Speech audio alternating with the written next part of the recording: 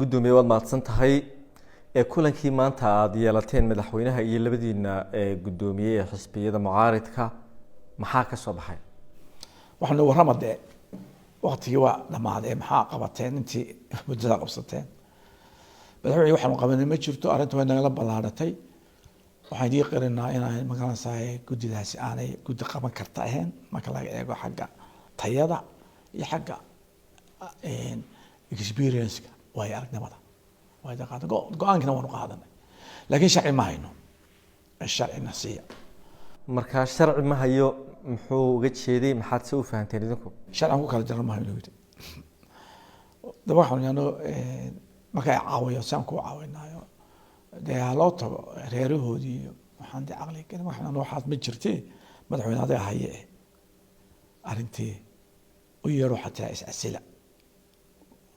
wax kala farsamee sida hore loo sameeyey wuxuu madaxweyne hore iga geysana markaanu geesimay buu yiri halkaasuu istaagay madaxweyne farooga taagay arrintii go-aankii waan ogolay mana ogolay isku dhex jira wey micnihii waa ogolay afka laakiin ficil ahaan marka idinka maxay tahay tallaabada idin xigta ama go-aanka aad qaadanaysaan horta waanu isku noqonaynaa insha allahu tacaala guddidiina waanu wargelinaa waxaa jira mas-uul sare oo xisbiga ka tirsan oo xidhan madaxweynihiina waad kulanteen mar kale weli ma kala hadasheen madaxweynaha arrintaa habeen horaan ka wada hadalnay madaxweynaha oon yidhi ninkan maxaad u haysataa inaan wixii waa seedigaya ii dhaaf arrimaha seedigaya soo dhex gelin buu yidhi waxaan idin war waa xogeeyahaygii dibadda wixii waxyaalahan isku haysana ii dhaaf seedigay buu yidhi markhaatigaasa la fadhiya xogaha aanu hayno waxay sheegayeen in dacwad lagaa gudbiyey oo dowladdu kaa gudbisay siiba madaxtooyadu markii dambena wada hadal lagu dhameeyey arrintaa maxaa ka jira anigu imay soo galeen dacwadaas laakiin wax ka xun buu igu sameeyey madaxweyne wuu ila dagaalamay 27 bisha aan qarinay dalka dantiisaan ka ilaalinay malamo maqal xafiiskiisu kula dagaalamay hooyadina caay inta igu soo toray dhalo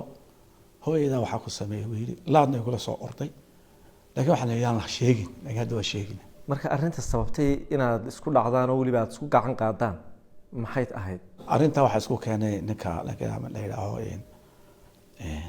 ramax yani ramax waaran baa loo soo jaray wixii waa sharci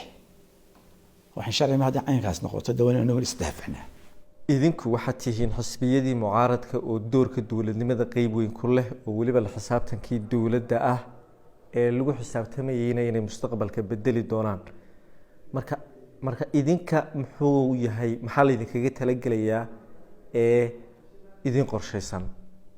waxa weeyaan madaxweyne ma ogola in la xisaabtamo in la taliyo in la shaqeeyo in la karisaas gareeyo wax laga sheego ma ogola madaxweyne xajiis waan istilo anaga ma doona dalkayga mar dambe dagaal soo ka dhaca 1994kii isla dagaal ku waday ana waxaan guddi nabadda ayaan ahaa dee maanta haddana aan noqdo warlord uma diyaariyey marka talan isku noqono waa talan reer Soomaaliya oo tan taagan tahay